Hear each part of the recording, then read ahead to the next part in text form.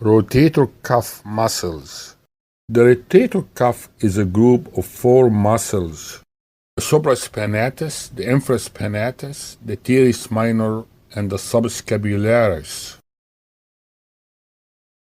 All the four muscles originate from the scapula and insert into the proximal humerus.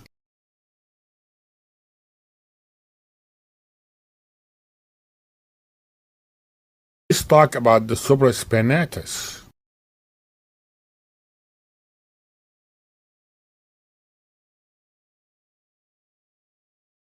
The supraspinatus muscle arises from the supraspinous fossa. It inserts into the superior facet of the greater tubercle of the humerus. It abducts the arm and stabilizes the humerus. Tear of the supraspinatus muscle will result in inability to abduct the shoulder.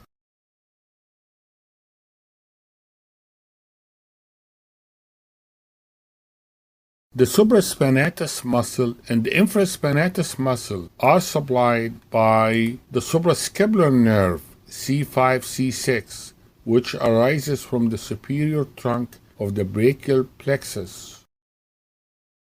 Testing of the supraspinatus muscle, you can do the near impingement test and Hawken test for impingement,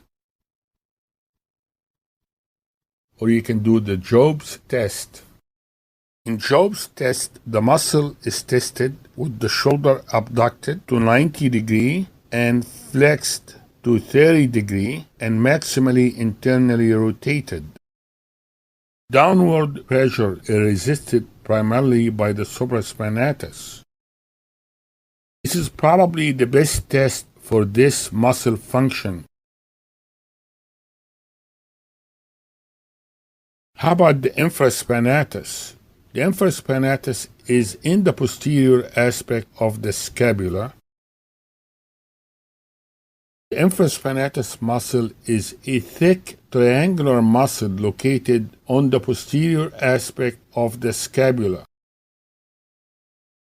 The infraspinatus muscle originates from the infraspinatus or the infraspinous fossa. The infraspinatus tendon inserts into the middle facet of the greater tubercle of the humerus. The infraspinatus is the primary external rotator with the arm to the side, and it also helps to stabilize the humerus. External rotation of the shoulder occurs in conjunction with the teres minor. The infraspinatus muscle is innervated by the suprascapular nerve C5-C6.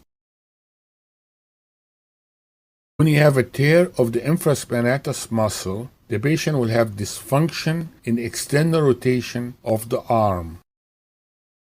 The infraspinatus muscle is usually tested by testing the external rotation of the shoulder with the arm to the side. This is how you test external rotation of the arm against resistance.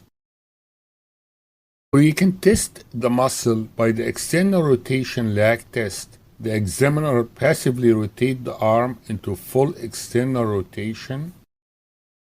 Test is positive when the examiner let go of the arm and the patient is unable to maintain the position of full external rotation.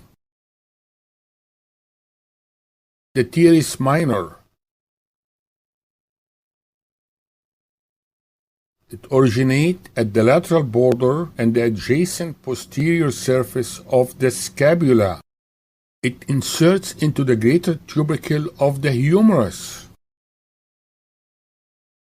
The teres minor is involved in external rotation of the arm along with the infraspinatus muscle. The infraspinatus is the primary external rotator of the arm. The teres minor is innervated by the posterior branch of the axillary nerve from the posterior cord C5-C6.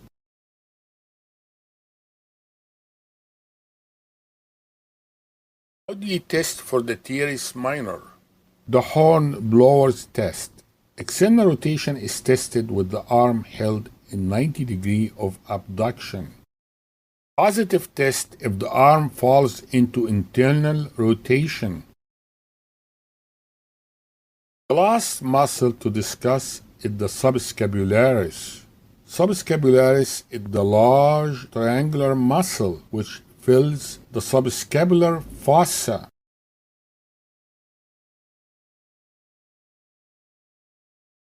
It inserts into the lesser tubercle of the humerus and the front of the capsule of the shoulder joint. The subscapularis rotates the head of the humerus medially, internal rotation, and abducts the arm. It is the internal rotator of the arm. Subscapularis muscle is innervated by the upper and lower subscapular nerves, which arises from the posterior cord C5, C6, C7. How do you test for the subscapularis muscle? You can do the lift-off test. If the patient is unable to lift the hand of the lower back, then the muscle is weak and a tear of the subscapularis tendon is suspected. Lift-off leg test is another test. The examiner will hold the patient's hand away from the back of the lumbar region and let go. The patient will be unable to keep the hand away from the back if the tendon is torn. The belly press test. The patient presses the palm of the hand against the abdomen with the wrist in neutral position. This is an example of an intact subscapularis tendon.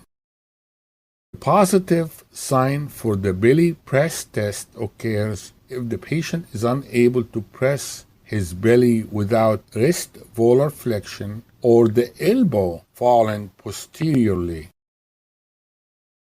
Thank you very much. I hope I was helpful with this lecture.